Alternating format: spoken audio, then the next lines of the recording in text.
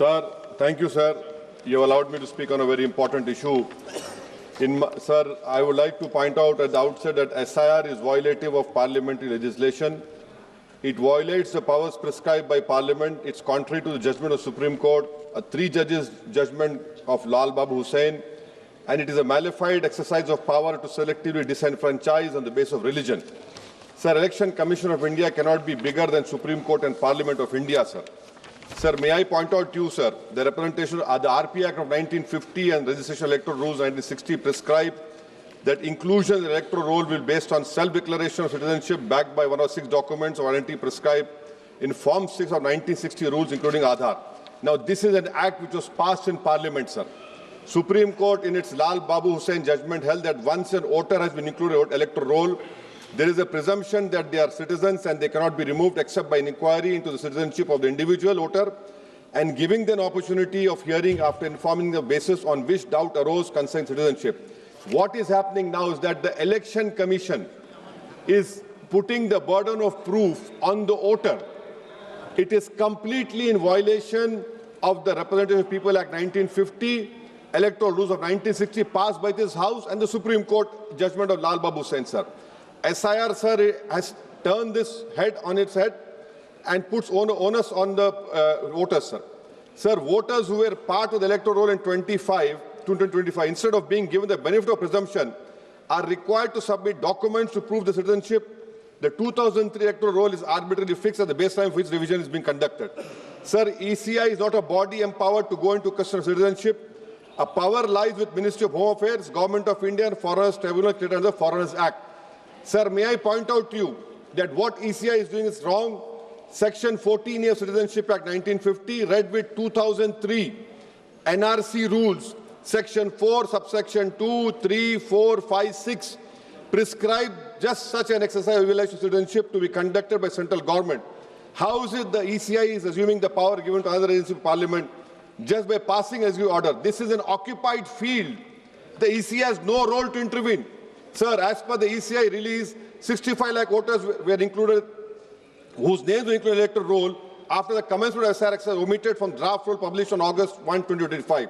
After that, sir, several lakh voters where names were included in draft roll were served with show cause notice. I have the copy of show cause notice that doubts had arisen on their right to be included in the electoral roll, and they were asked to appear in person with documents to prove that they were entitled to be included in the electoral roll. Sir, on what basis did the ECI issue these notices? How did the doubt arouse? Form 6 rule has been passed by this August House. How can the ECI do it? They are violating the sanctity of a law that is passed in this August House, sir. Eventually, 3.66 lakh such persons were deleted from the electoral roll with no order made available in the public domain, giving the reason for deletion. Sir, under the SIR order, these persons are to be referred to authorities tribunal dealing with illegal foreign migration. Now, sir, look at this, what the government is supporting the ECI. When this 3.66 lakh such persons deleted, the government immediately, which was the draft is published on 30th August and finally 30th September, this government came out with the new Immigration and Foreigners Act 2025 and was notified, and an Immigration Foreigners Exemption Order 2025 cemetery is promulgated the same day.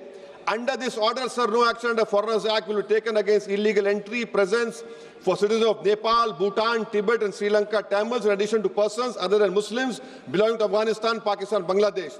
Sir, when Supreme Court is seized on the petition of CAA, government issues a foreign exemption order. Why? Because they realize that in this 3.66 lakh, there can be people more than the non-Muslims also to protect them. You have done it, and then after 5 years of CAA, you will give them citizenship. That is why I say that this whole exercise, sir, I'm concluding, sir. This is why I say this whole exercise is a backdoor NRC. Sir, Ambedkar was asked, is India's democracy? He said only in formal sense. To be democracy in the substantial sense, political power must be held by the most marginalized and the weakest. He repeatedly said political power is the key to social progress. You have only 4% Muslims over here. The ruling party has no Muslim member. If Lok Sabha increase representation of OBCs and the upper caste is there, now it is at the cost of whom? Muslims are not there.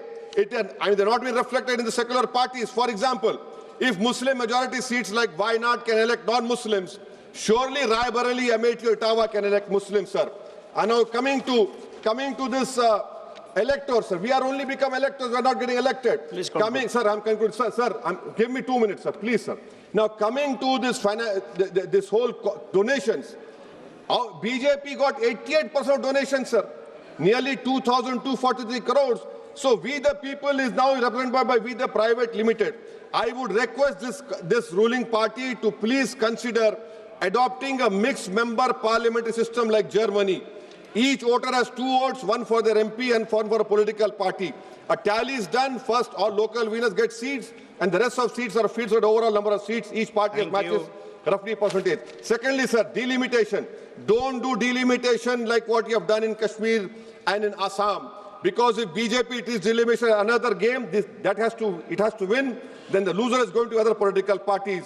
But the loser will be country's democracy. Sir, right to vote. Ambedkar called it a principal theory of the Constitution. I would demand, I have put a private bill last assembly, the age of contesting elections for MLA and Lok Sabha should be brought down to 20. Rajya Sabha 25, for Vidhan Sabha 22. Why? Because, sir, we have 52% of India's population under the age of 30. What are we giving to them? So that is why I propose. And lastly, sir, I'm including this. Lastly, sir. Sir, I'm just concluding, sir. Lastly, sir, we must build a consensus and make right to vote a fundamental right. I oppose the SIR. This is nothing but backdoor NRC. This is exercise, a selective exercise to disenfranchise people in the name of religion. Thank you, sir.